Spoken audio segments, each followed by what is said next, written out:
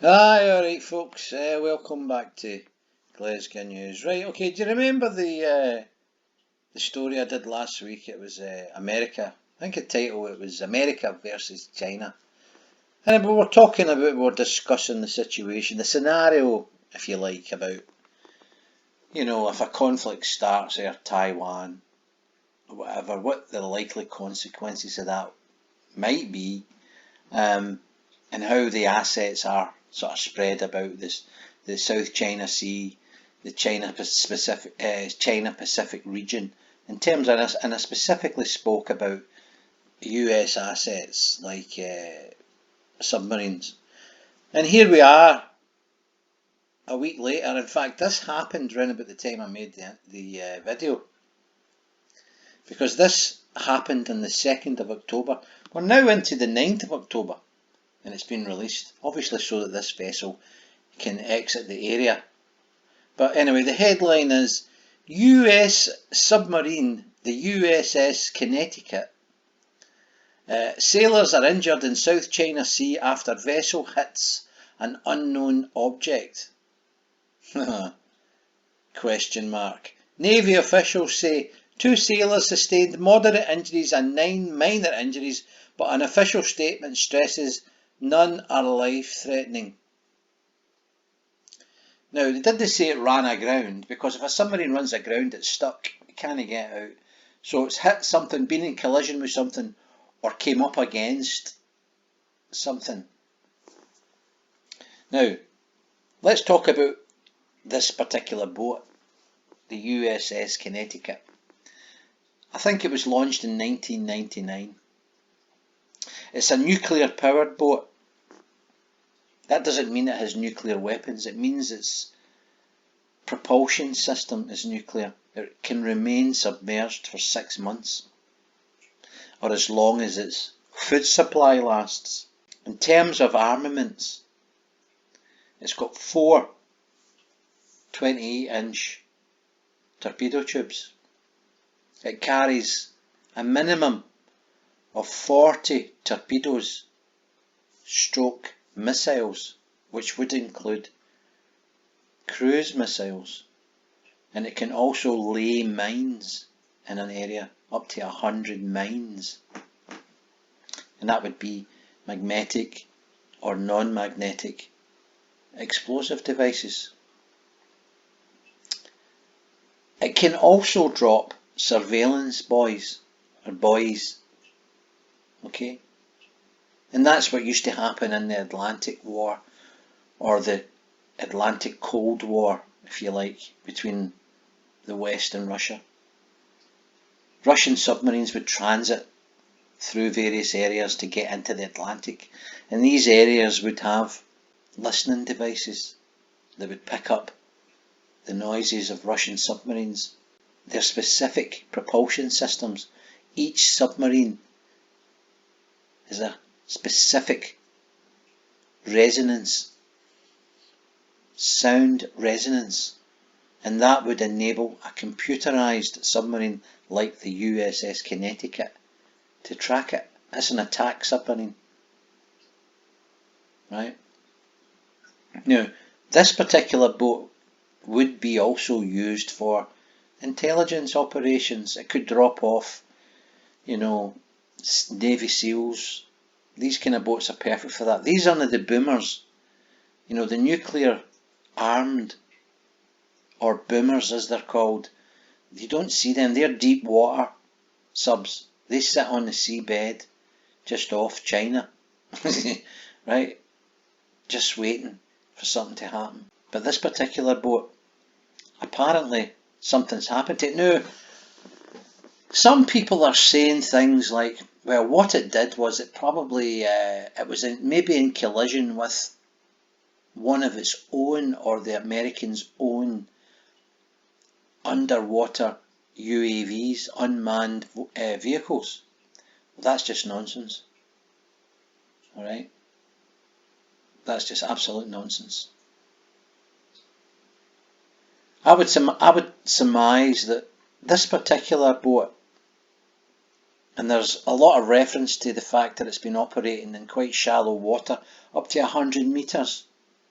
Now believe you me, the anti-submarine warfare capabilities of the Chinese Communist Party are such that they could detect a boat underwater at 100 metres all day long.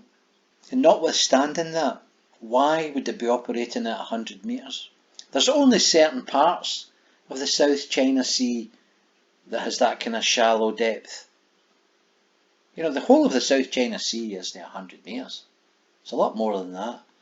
But the area in particular that's shallower is actually the region where the Chinese have built these islands. Just like the mad Saudi princes have built these islands that David Beckham stays on. Remember I tell you about that? Well, the Chinese have done it, but they've built bases, as I've told you last time. Now those bases, as I mentioned in that video, are of prime interest. They are a prime target when a war starts, because there's going to be a war. I don't know how limited it's going to be, but I believe this boat was possibly in that area. And when the Chinese built those islands, one of the things they thought about was intrusion by submarines. So they would have had and do have anti-submarine capability there. And I think that's what this submarines came up against. It's either been rammed by another sub or glanced off another sub. It doesn't need to be a head-on thing. Or it's detonated a mine, an anti-submarine mine, and it sustained some damage. And they don't want to declare where it happened. Or it had a Chinese sub and the Chinese don't want to declare it either. Either way, it was definitely deliberate. It wasn't like some people are saying. It might have ran into a sunken ship. They might have hit a sunken container. Believe you me, these boats can run at 25 miles an hour underwater, and they can see a considerable distance in front of them, and they're not going to hit a sunken ship, and they're not going to hit a container. You know, where is this all going?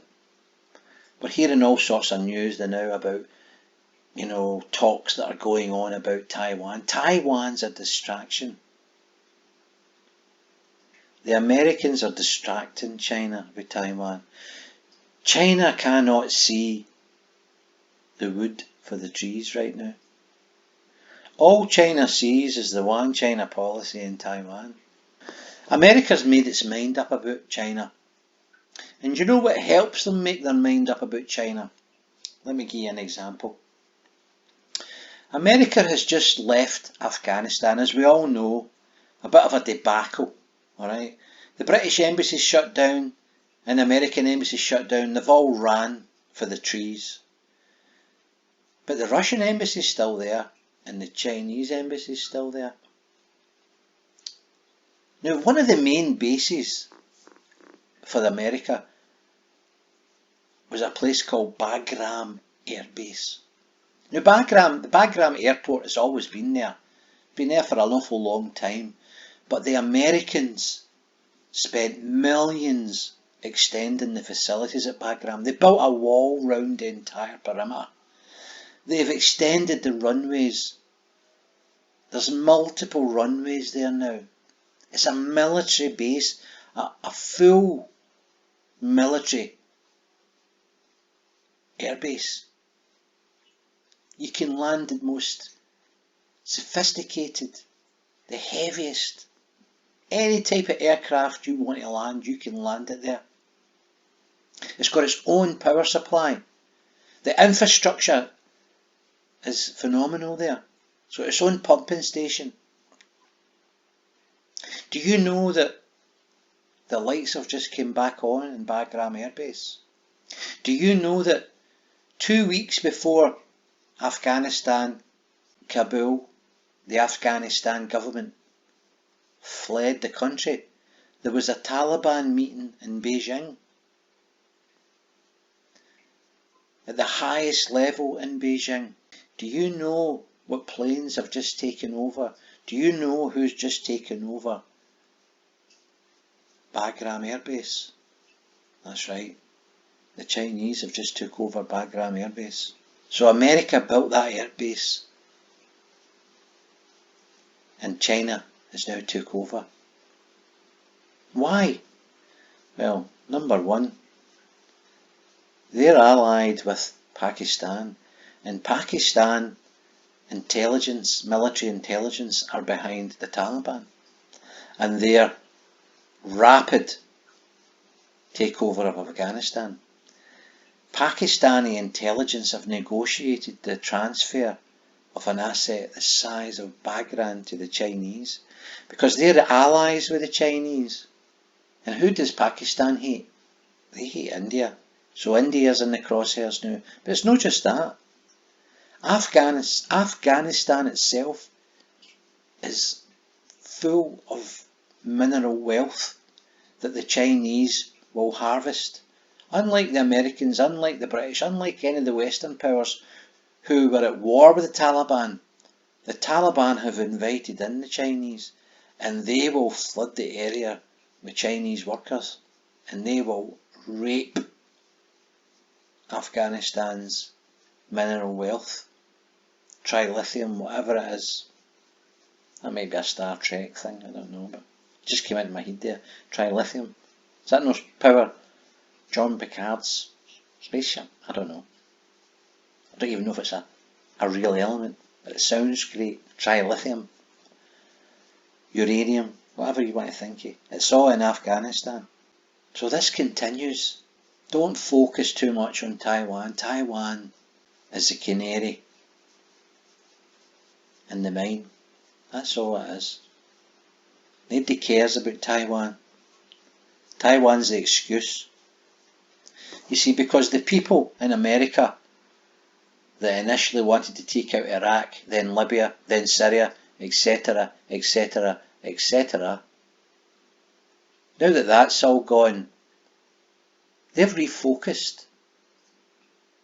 The hardline neocons in the Pentagon are having war games.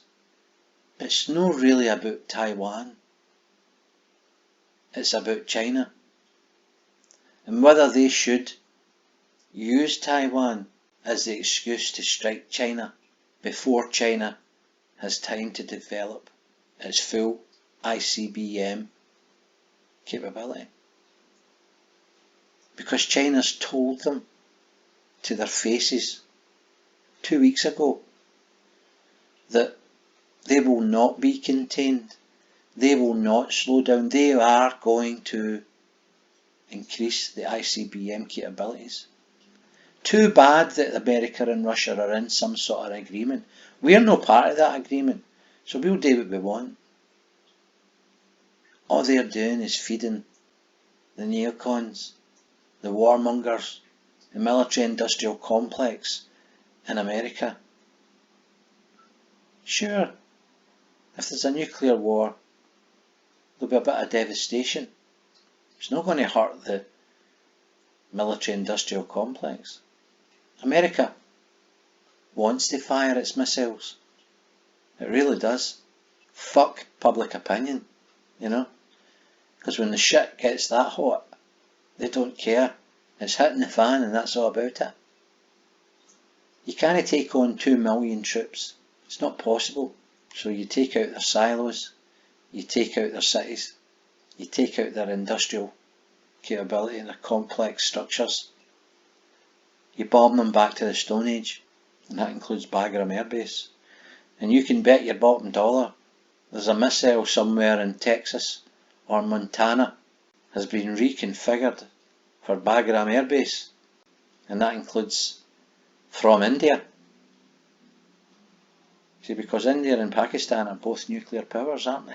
So a bit of doom and gloom in this video, but you know, that's the way I see it tonight. That's just the way I'm feeling. Anyway, folks, listen. If you like the content, why wouldn't you?